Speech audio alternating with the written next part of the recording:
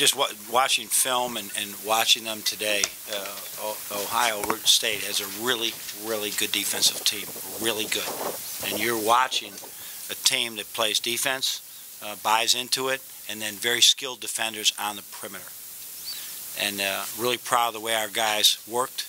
If you check your minutes, you'll see that we had 5 freshmen play almost double-digit minutes. They did not have a freshman see the floor. It's adversity at this time of the year that you're on. Most teams now are seeing their first top-level teams on the road, and just watch your scores, and a lot of the questions you'll have will be answered. There's a lot that goes through the season. It's a journey, and you have to embrace an important part of it today. Coach, you left some points out there in transition. To what do you attribute that? Well, they're a very good defensive team, and we had to finish some plays, but it would have been nice to have a few. You know, there was a few times that we probably tried to make plays that we don't always make, and that's what Trey's talking about. We'll learn from a lot of those things, but it would have been nice to have some of those. But that's the same part of the journey.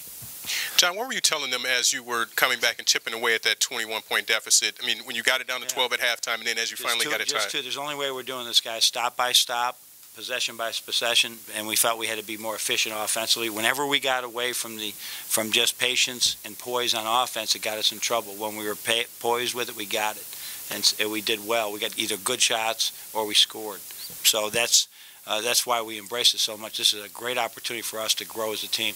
Coach, were you happy with Trey's shot there with the game on the line when he went one-on-one with Kraft and shot the three? The shot clock was going down a little bit, and he can make that shot for us.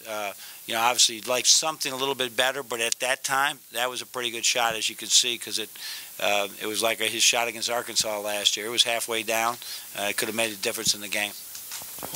Trey mentioned that you guys were hugging the perimeter early. That's what enabled them. Yeah, we got very, very excited about this opportunity and got out and probably challenged defensively a little too much away from our base defense. And I like that. I like having the guys that have the big hearts and a lot of courage and want to go out there and get after them. I think you have to be very careful when you do that with their quickness. This is a long team. They're quick. They can get in the lane. And then you're chasing around a 4-man that shoots like a 2-guard, scores like it can score inside, and can pass the ball. So there's a lot of challenges there that we may be made it tougher on ourselves. Were you concerned about the perimeter shooting or not? They had to shut the ball down. No. That was all. We were excited to play. We were excited to play, and we were trying to back them off. We were trying to get a little bit more containing with our defense. We were already down by a lot before everybody realized it. Really excited about this game. Despite the loss with as many freshmen and young players as you play, does this help you down the road just having been in an environment like this? This is terrific for us. I mean, this is what every coach will tell you, that when was the last team that didn't lose? I mean, it happens, and the teams that really prosper from it are ones that get better from it. We had not played a top 20 team on the road yet. I think we have 3 or 4 right in a row. There's a lot of ways you can answer it. The schedule changed in the Big Ten, and just look around. Just look around what happened with a great Minnesota team. It changes, and you just got to adjust to it. And in time, the good teams will really get better through it. That's when to judge. Yes, John. Just beyond just Trey's last shot, after you guys got it close late, what did you think of the looks you got? You did take a lot of jumpers. I thought we had a little bit of that same excitement a couple of times too. I thought we took a couple that we probably could have got a better shot, and I thought we took some really good shots during that time. But that's a sweet spot for us defensively. You know, it's good. We say play hard every day, but we also say play smart. That's what we all have to learn, because that we'll see this many times this year. This comes down to single possession games many times in the last minute in this league right now. And those whether that happens at the 10-minute mark, the 15-minute mark, or the 39-minute mark, those are big decisions we have to learn from. And The rankings are somewhat irrelevant. The Dukes lost yesterday. You guys had a chance to move into the #1 spot first time in 20 years for the program. It could still happen even on the basis of this game, but what would that mean for the program? Like you said, the rankings are irrelevant, but it's great. It's great to me. The rankings are irrelevant. We're all about what's the end of the story. What are you like in March? Because I think you'll see the rankings now will probably be very indicative after a couple of weeks of who really is playing the type of basketball at this time that merits that. And then in March, February, there's more rankings. And you have to earn those rankings. I don't think a lot of Division I teams, including ourselves, that play a majority of teams at home at this point. And it's certainly great for everybody's turnstiles. And we got to play home.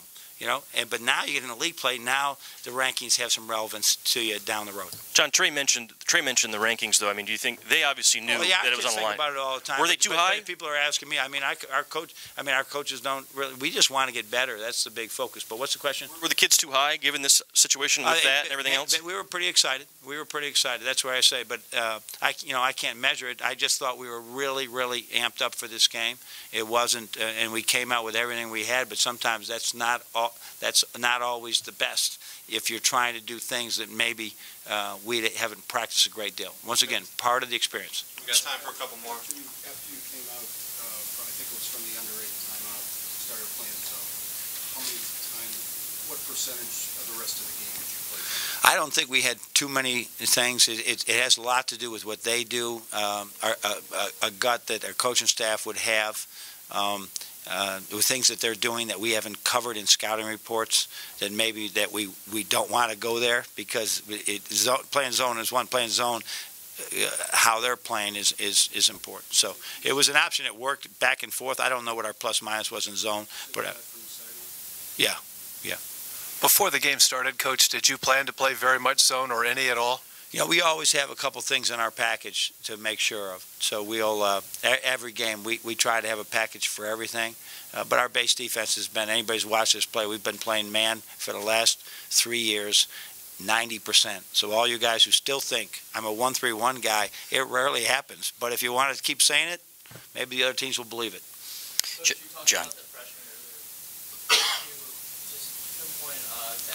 I'm so proud of them because they battled. Now that could have been a 30-point game, but I mean, you you all have computers. Do your homework. See how many people are playing double digits. 5 freshmen, and they're getting better and better, and they got great attitudes, and we can't wait to coach them. But did you have a question? Yeah. What were your expectations from Spike when you put him in with less than 30 minutes to go in that first half? I mean, just wanted to run, just keep things simple. Hit singles. He's a single hitter.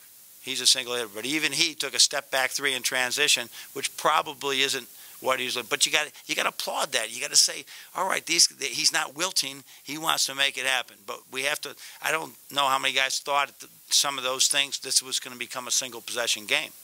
But you always got to be ready for that. You don't think that early in the game. John, do you think he sparked your team? Oh, absolutely. He was terrific in there. He was very steady and was in there. And we played the 2 little guys together, and that was even better.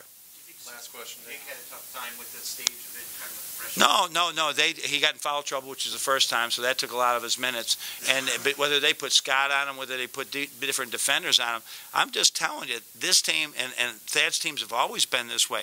But this one has really, the perimeter defense in particular, is exceptional.